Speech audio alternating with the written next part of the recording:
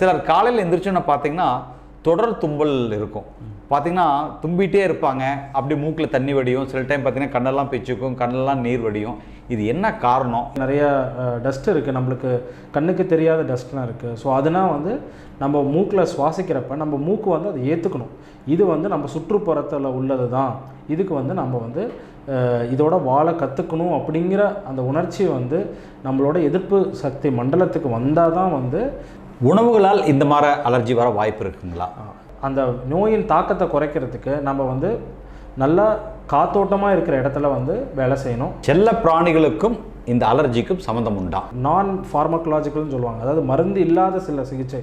அப்படின்னா என்னென்னா நம்மளோட நுரையீரலோட சக்தியை இம்ப்ரூவ் பண்ணுறதுக்கு பண்ண வேண்டிய